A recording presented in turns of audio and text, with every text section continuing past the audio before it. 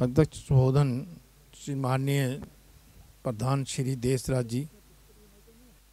ओम सहनावतु सहनो भुनक्तु सह वीर्यं करवावहै तेजस्विनावधीतमस्तु मा विद्विषावहै। ओम शांति शांति शांति।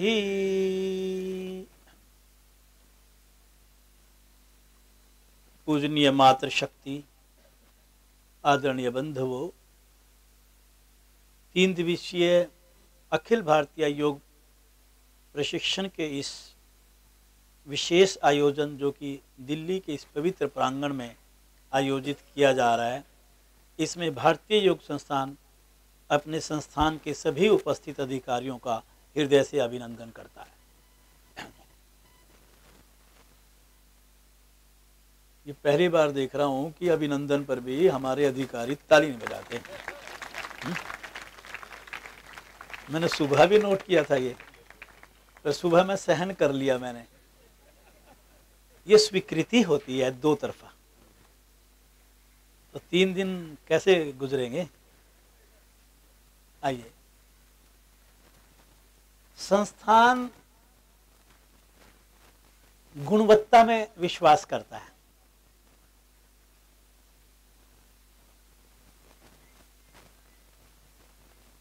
और जब ऐसे शिविर लगाए जाते हैं, उस गुणवत्ता के स्तर को बढ़ाने के लिए संस्थान अपने शिक्षकों को, कार्यकर्ताओं को, अधिकारियों को त्रासने का काम करता है, ताकि हमारे संस्थान की यह गुणवत्ता उच्चतम शिखर पर पहुंचे। इसका लक्ष्य, क्योंकि शिविर के दौरान हम अपने घर, परिवार, व्यवसाय, नौकरी या अन्य जिन कार्यों से हम दिन प्रतिदिन दिनचर्या में अपने जुड़े रहते हैं, उससे कट जाते हैं और एक विशेष वातावरण में हम आ जाते हैं। और वो वातावरण होता है दिव्य वातावरण, योगमय वातावरण, जिसमें कि केवल योग की बातें होती हैं। और ऐसे वातावरण में हमारे भीतर परिवर्तन आने लग जाते हैं। हमें अपनी कमियों का भी पता चलता है। जैसे सुबह साधना पक्ष चल रहा था, तो उसमें भी कहीं ना कहीं तो हमें आभास हुआ होगा कि अभी इस योगमयी यात्रा का एक बहुत बड़ा हिस्सा शेष है, जिस पर मेरा चलना बाकी है। ये बात सत्य है कि नहीं? तो इन शिविरों के माध्यम से ही हमारे को पता चलता है। और सबसे बड़ी बात यह कि जिस संस्था के साथ हम जुड़े हैं, उस संस्था का अपना एक लक्ष्य है जीवन में, और आप जो साधना करते हैं उसका भी लक्ष्य है। तो साधना और संस्थान, इन दोनों के लक्ष्य की पूर्ति तब तक हो नहीं सकती जब तक ऐसे शिविरों का आयोजन ना हो। ना साधना निखरेगी, ना संस्थान के लक्ष्य की ओर हम बढ़े। जब हम यहां आते हैं, अगर वास्तव में हम अपने अहम को गिराकर, इसको, ये शब्द ध्यान रखना, अनुशासित होकर कुछ सीखने का प्रयास करते हैं, अगर इस अहम के पिटारे को सर पर बिठा करके हम ये सोचें कि मैं तो अधिकारी हूं, मेरे को तो सारा कुछ आता है, मैं शिक्षक बनना नहीं सीखूं, तब तक मैं कुछ, बोलिए। और जो साधना करता है उसी के भीतर जिज्ञासाएं पैदा होती हैं, हमेशा याद रखिए। बिना साधना करने वाले के भीतर जिज्ञासा नहीं, वो केवल कमियां ही पकड़ता है दूसरे की। साधना करने वाला हमेशा, आपने देखा छोटा बच्चा जब बड़ा होता है पूछता है मम्मी ये क्या रखा है, मम्मी कहती है पेन है। क्या करते हैं पेन का? लिखते हैं। लिख के क्या होगा? तो एक प्रश्न के पीछे वो 4 प्रश्न पूछता है। ऐसी एक अच्छा जिज्ञासु साधक होता है, साधना के दौरान उसके भीतर अनेकों जिज्ञासाएं उत्पन्न होती है, जो अपने वरिष्ठ अधिकारियों के सामने वो अपनी जिज्ञासाएं रख करके उनका समाधान ढूंढने का प्रयास करता है। ये उसको एक प्लेटफॉर्म मिलता है, एक मंच मिलता है, एक वातावरण मिलता है, जिसमें उसके प्रश्नों के उत्तर उसको मिलते हैं। और फिर सबसे बड़ी बात यह है कोई भी कार्य हो, जब आप मंदिर जाते हैं, अगर आपकी मंदिर में लगी उस पत्थर की मूर्ति में आस्था नहीं है ना, तो आपका मंदिर जाना निरर्थक है। ऐसी मेरा संस्थान है और ऐसी मेरी साधना है। जब तक मेरी साधना और संस्थान में मेरी आस्था नहीं होगी, तब तक मेरी साधना कभी भी निखरेगी नहीं। ये बहुत गहन बात है। क्या कहा कि जब तक मेरे संस्थान में, कहीं होते हैं ना, आज यहां, कल वहां, परसों यहां, और वो इसमें अपना एक स्टेटस मानते हैं कि मैं तो 25 जगह से जुड़ा हुआ हूं। तो 25 जगह से जुड़ने का मतलब होता है तूने अपनी ऊर्जा का विकेंद्रीयकरण कर रखा है। उपलब्धि कुछ नहीं होगी। उपलब्धि हमेशा एक मार्ग पर चल करके होती है, और वह तभी होगा जब आपकी संस्थान और साधना में श्रद्धा होगी, विश्वास होगा। ये एक बड़ा अच्छा मौका होता है जिसमें कि मुझे अपनी संस्थान और अपनी साधना के प्रति, आवाज कम कर दी आपने, साधना के प्रति आस्था मेरे भीतर जागती है। कई बार हम अधिकारी बन जाते हैं, लेकिन हम संस्थान के कार्य को प्राथमिकता नहीं देते, उसको लापरवाही से, नेग्लिजेंटली लेते हैं। फीत लगाना, पद ग्रहण करना, प्रधान बन जाना, मंत्री बन जाना बहुत आसान है, लेकिन उसके प्रति हमारी कुछ जिम्मेदारियां भी होती हैं। मैं छोटी छोटी जीवन की समस्याओं को लेकर के और बहाने मारूं, और जो मुख्य कार्य जहां पर मेरी उपस्थिति होनी चाहिए एक बड़ा अधिकारी होने के नाते, क्योंकि यहां सारे जिलाधिकारी, प्रांतीय अधिकारी और केंद्रीय अधिकारी हैं, भाषा से भी पता चल जाता है। वो अनुपस्थिति तो बताती ही बताती है। अभी भी तो अगर माना कहीं से 100 आने थे, 40 आए, बाकी 60 नहीं आए, उन 60 में से हो सकता है 10 की जेन्युइन प्रॉब्लम हो, बाकी 50 की जेन्युइन प्रॉब्लम नहीं है। इसका अर्थ यह है कि उसने संस्थान के कार्य को प्राथमिकता नहीं दी, अभी उसके अंदर अधिकारी वाले गुण विकसित नहीं हुए। और आप में से बहुत ऐसे भी होंगे जो एक एक दिन की इंतजार करते हैं, इस दिन की कि मैं अपने आश्रम में जाऊंगा, मैं 4 बातें सीख करके आऊंगा। बहुत ऐसे हैं, आप यकीन मानना, सिफारिश करते हैं ये अटेंड करने के लिए। एक सज्जन तो मेरे पीछे पड़ गए 3 दिन पहले, और पीछे पड़े पड़े उनको मैंने कहा कि आप इस शिविर को अटेंड करने की योग्यता नहीं रखते, और कल वो आश्रम भी आ गए हाथ जोड़ने के लिए। इनके सामने की बात है। तड़प देखिए अंदर शिविर को अटेंड करने की कितनी है, फिर भी वो मेरे से किसी और अन्य शिविर में, जहां जगह भी नहीं थी, अनुमति ले गए। मुझे भी लगा कि इसके भीतर तड़प है, हो सकता है इसके भीतर संस्थान बसता हो, इस आशा से। पर मैं कुछ यहां यह कह रहा हूं कि मुझे तो संस्थान ने अधिकारी बना दिया, मुझे तो इस योग्य बना दिया कि मुझे इस शिविर को अटेंड करना था। साल में 1 बार शिविर आता है। यकीन मानिए, हृदय से बोलता हूं कि अगर कोई इस शिविर को मिस करता है किसी अनअवॉइडेबल सर्कमस्टांसेस की वजह से, वो अधिकारी बनने लायक नहीं है। ये मैं बहुत स्पष्ट बोल रहा हूं। पद की भूख तो किसी में भी हो सकती है, लेकिन पद के प्रति उत्तरदायित्व, ईमानदारी, निष्ठा और समर्पण भाव जिसके अंदर होती है, वास्तव में अधिकारी वह कहलाता है। और इन शिविरों में आकर के हमें इस बात का आभास होता है। हमारी सोच संस्थान के प्रति, साधना के प्रति सकारात्मक बनती है। अतः हमें कभी भी शिविरों के प्रति लापरवाही नहीं करनी चाहिए कि मुझे शिविर नहीं अटेंड करना। आपके बीच में ही मैं उन शख्सियत को भी जानता हूं, आज से नहीं, 35, 40 साल से जब से हम जुड़े हुए हैं, कि उन्होंने आज तक एक शिविर भी गैर हाजिर नहीं रहा। एक शिविर भी गैर हाजिरी में मैंने नहीं देखी। क्या उनके साथ विपरीत परिस्थितियां नहीं रही होंगी? आप बताइए। और वो योगी क्या, एक वाक्य बोलूंगा, वो योगी क्या जो प्रतिकूलता को अनुकूलता में ना बदल ले। आप समझे? आप इतनी जल्दी सरेंडर कर जाएं हम छोटी छोटी बातों के सामने, ये कैसे संभव है? नहीं, भीतर की तड़प आपको फिर यहां खींच लाएगी। बहुत आकर्षण है इस प्रांगण में जहां आप बैठे हैं। वो दिन हमें याद है जहां बैठे, यहां हमने प्लास्टिक की थैलियां लेकर के रोड़े चुगे हुए हैं। क्या उस समय तो ये प्रांगण क्या एक ईंट भी नहीं लगी थी, प्लास्टिक की थैली में वो जो रोड़े होते हैं ना बीच में, वो चुगा करते थे। और आज यहाँ का स्वरूप देखिए, कुछ तो सपना हमारे पूर्वजों ने देखा होगा ना, और उस सपने को साकार करने की जिम्मेदारी हम और आप सबके कंधों पर है, किसी और के नहीं। इसलिए हमें इसको ऐसे में नहीं लेना।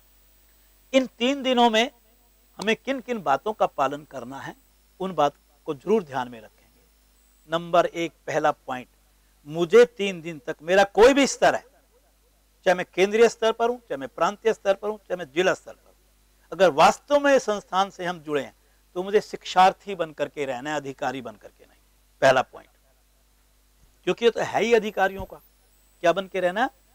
आप कल्पना कीजिए कि आज सुबह की साधना हम सब ने की कि नहीं की। जिसने नहीं की वो अपने आप को शिक्षार्थी नहीं समझता, चाहे वो कोई भी हो। हमें, क्योंकि उस समय जो बातें बतलाई गई वो बातें तो निकल गई हमारी। एक 2 सज्जन हमारे सेवा में आए हुए थे, वो साइड पर साधना कर रहे थे।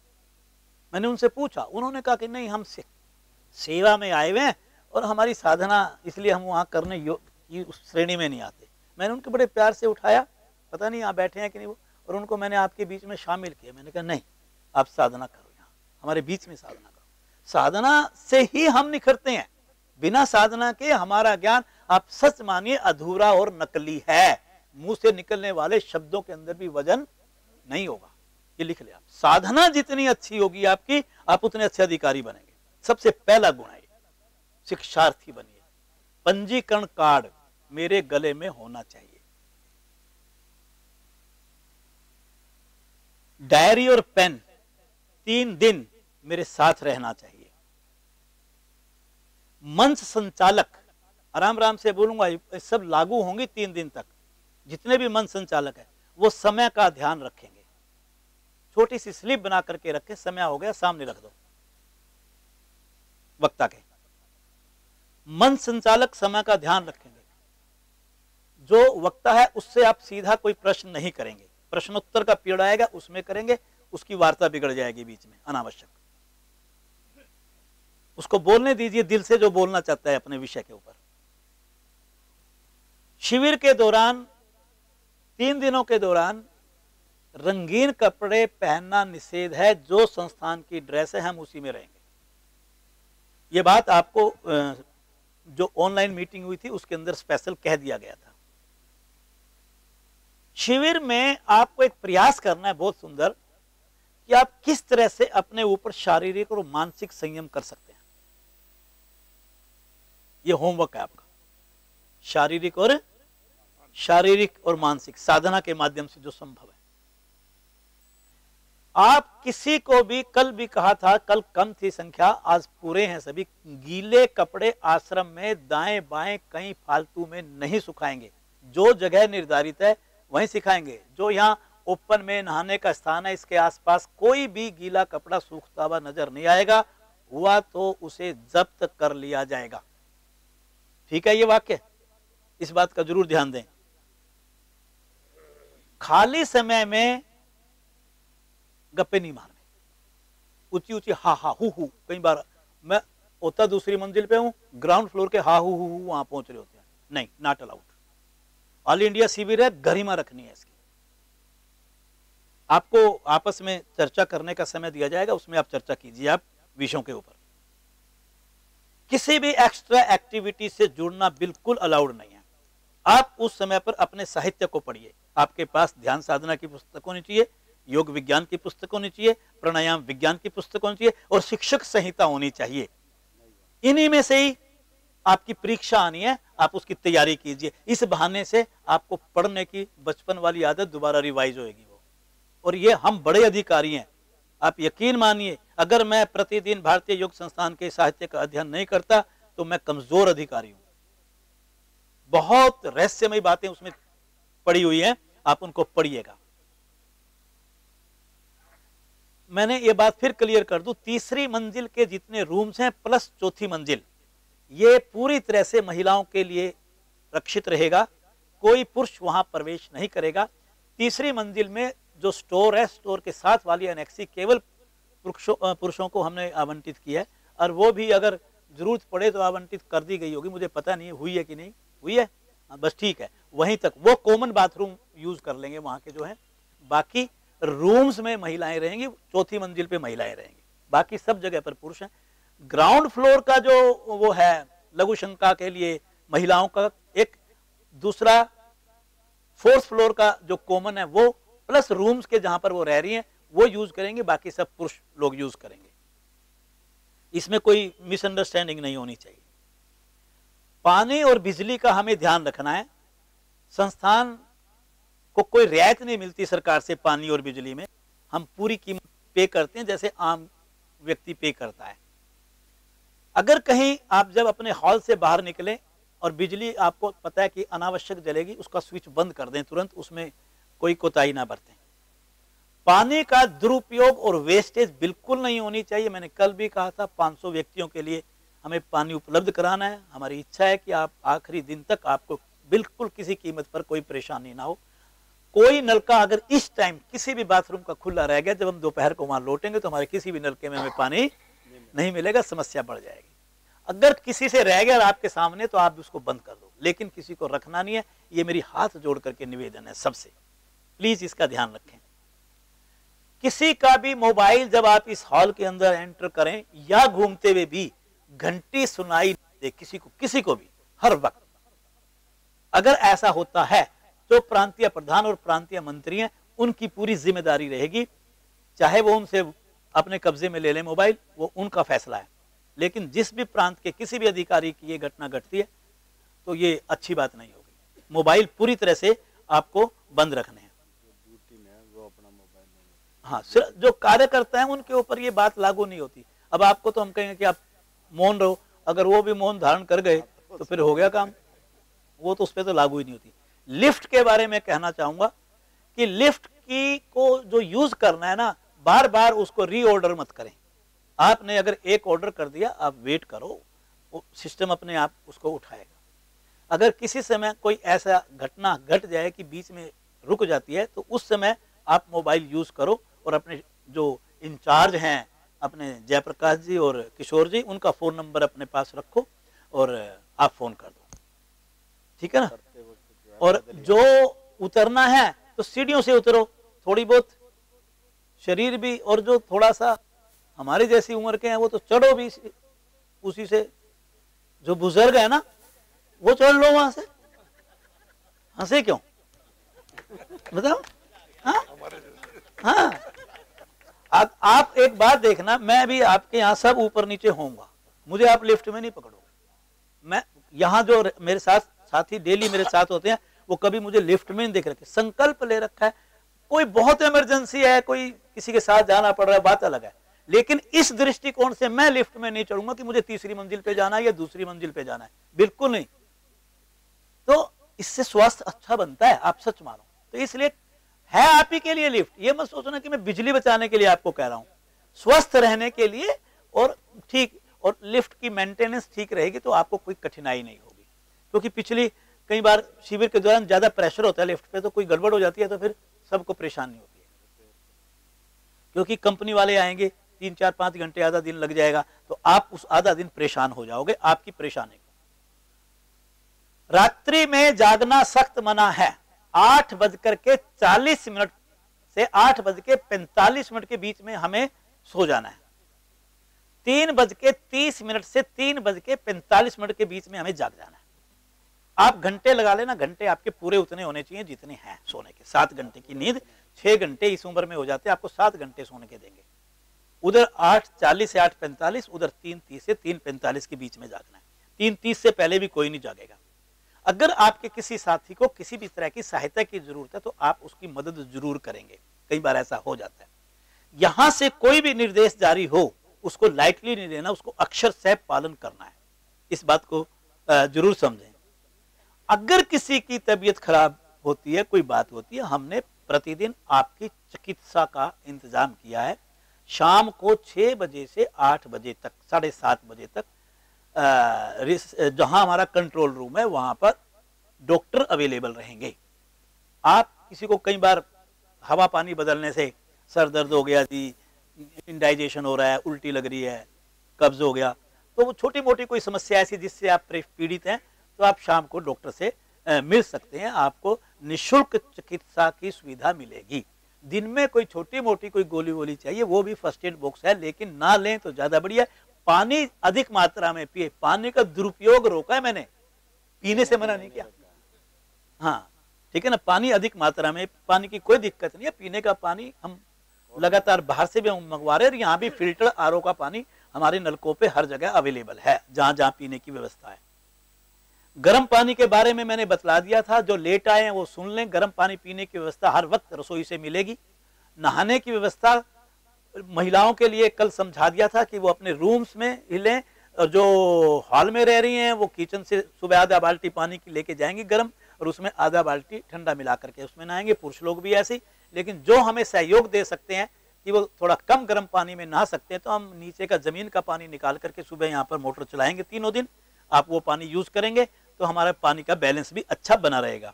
ये इंस्ट्रक्शन इसलिए दी जा रही है कि हमें किसी भी तरह के हमारे कार्यक्रम में व्यवधान ना आए। शिविर नियंत्रण कक्ष ग्राउंड फ्लोर पर बनाया गया है, लाइब्रेरी के साथ, रिसेप्शन के साथ।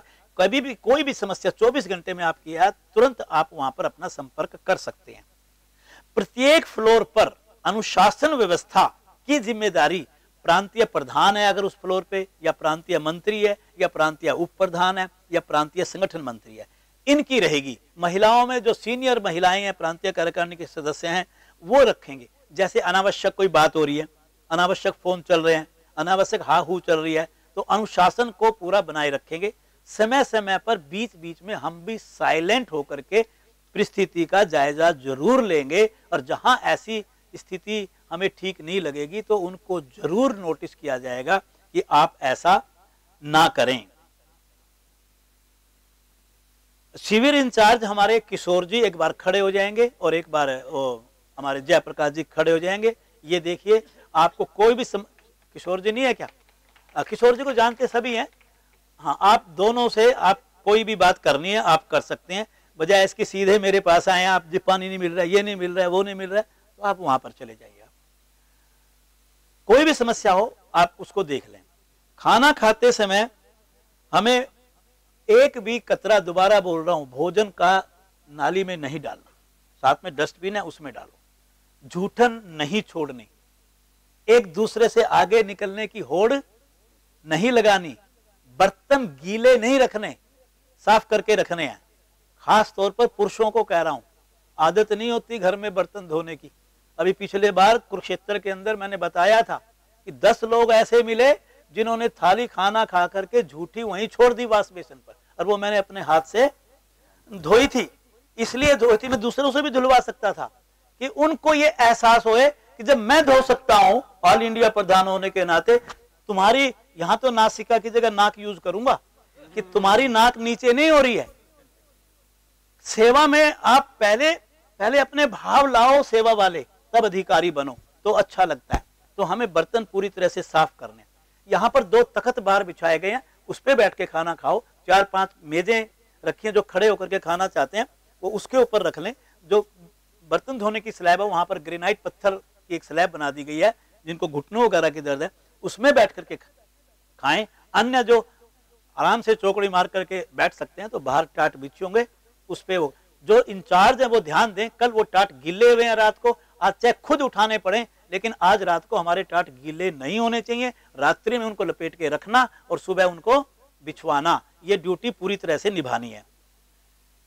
ठीक है जी।